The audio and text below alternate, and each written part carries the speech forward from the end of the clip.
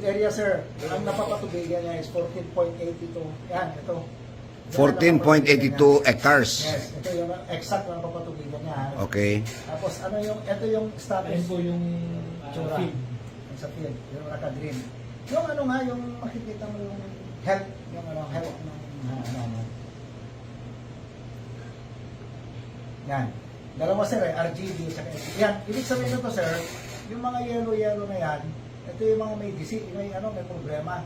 Aha. So sasabihin namin sa farmer, na itong area na ito, hindi mo kailangan i-sprayan lahat.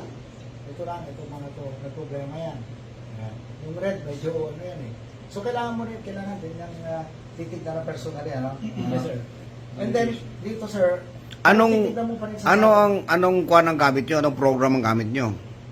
In identifying the diseases. Agro Scout, sir. Agro Scout. Opo, pero naka-diretso siya sa satellite. Agro Scout. Sa satellite, data. Kaninong satellite ang gamit natin? Prism ba yun? Sa Prism? Hindi. Puro IO. Kay... Puro IO. Puro IO. Opo, kay Israel.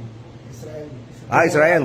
Okay. Diba? Ikiram ito. Tapos sir, from dyan, makakagawa po tayo ng prescription map. Ayan. Ayan yung mga kwan, diba? Alright. Ano yung mga kwan, mga i-input natin? Ayan, tulad nito sir. Spray instruction. Eventually sir, kasi may artificial intelligence ito. Eventually, maikupan namin ano yung dapat na yung mga chemical na ilalagay, ano? Kung anong chemical ilalagay, tapos kung Ano karami. tapos saan i-input dyan. So pag na-spray po yan dun sa mga yellow tsaka red na area para hindi po tumas yung acidity ng lupa. At saka malesen yung expense ni farmer kasi yung infected area lang ang ano. Yun lang. Ay, kaya naka-square yan eh. Ito, sasabihin namin ito. Naka-geotag to eh. So, ito sir, pwede kang gawin tayo ng yung drone. Para pag bitaw mo ng drone, ito lang ang ano niya. Yeah, correct. So, Correct. and then, eventually, makukuha natin dyan kung ano yung variety na kung, di ba? Kung kailan siya magtanim. Kasi, pagka tumagal-tagal kasi ito, sir, i-feed namin yung mga data dito, eventually, makakapag-generate siya ng information na kailangan namin dito sa area. Eh, nasa dulo siya ng mga national irrigation system namin. Makikita namin ngayon, ano ba yung variety na maganda dito? Kailan ba tayo dapat magtanim? Ano yung exact na date na magtatanim? Ano? Kasi iano niya lahat yan eh. Ilalabas siya lahat. And ito po sir yung